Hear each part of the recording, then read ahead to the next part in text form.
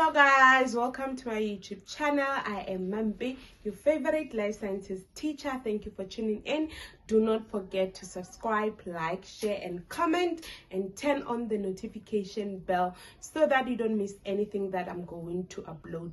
Today I'm shooting video number 2 and it's your lucky day. Now we are going to talk about DNA profiling. And as you know that everyone is different, it means that everyone has a unique or a different DNA profile, unless if these two people are twins or they are quadruplets or they are triplets, so they will have similar or the same DNA profile. So the question is, what is DNA profile and how are you going to be able to see it in your question paper or your study guide? So what happens is DNA profiling, it's represented by small black bars. I might have not used the black marker, but the small black bars will be the ones which are representing DNA fragments. Now when we talk about fragments, we are actually referring to smaller pieces, and the question will be, where do we find this DNA fragments? It can be found in the hair, it can be found through the saliva, or your blood can also be used to find your DNA profile. And as you know, I've explained what it is, where do we find it, and now we need to know how important it is in our lives. So the first thing that we need to know is that it is used to identify criminals.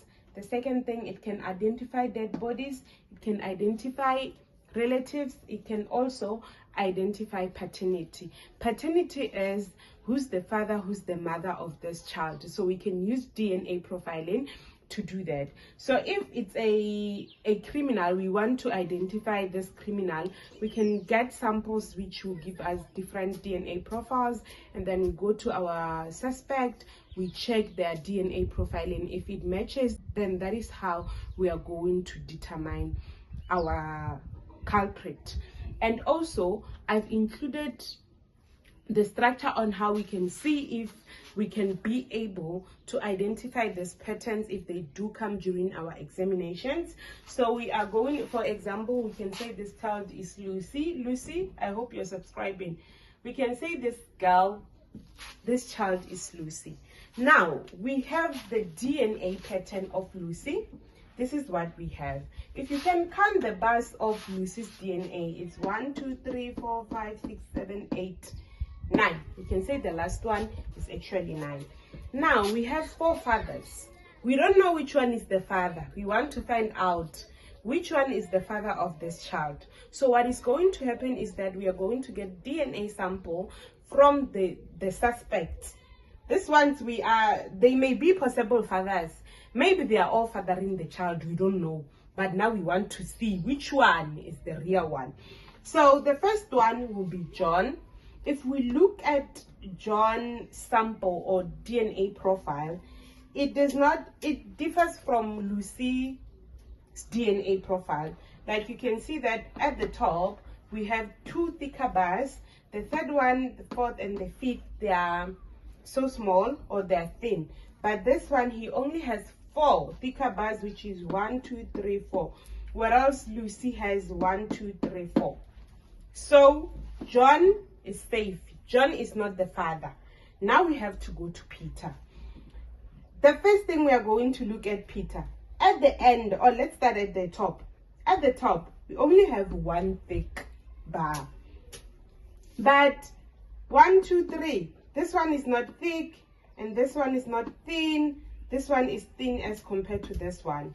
So Peter is definitely not the father. We are going to the third one. The third one is Matomi. I have a feeling that Matomi can be the father. So the third one is Matomi.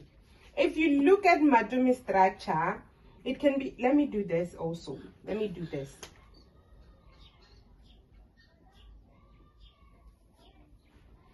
So if you look at Matomi's DNA profile, the first 2 bars, they are thick as this ones. 1, 2, 3, they are thin. So it gives us an idea that Matomi can be the father. And then we also have the thick one. Matomi is the father. And then the last one is also thick. So this makes Matomi to be the father. And then we also have Sipho. Akshem. Sipho is not the father. Sipho is just catching the fire for someone's daughter. So Sipho, if you can see, the only thing that can relate to Lucy's DNA profile is that this bar is thick and only this bar is also thick.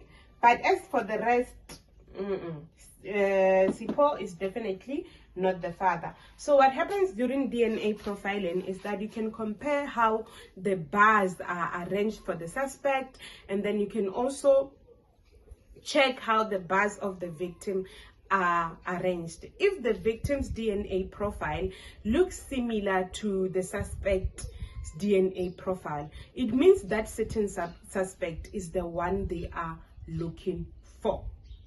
I really hope you enjoyed this lesson. If you did, please give me a thumbs up and leave me a comment of the topic that you want me to discuss. But make sure that you subscribe first. Mwah.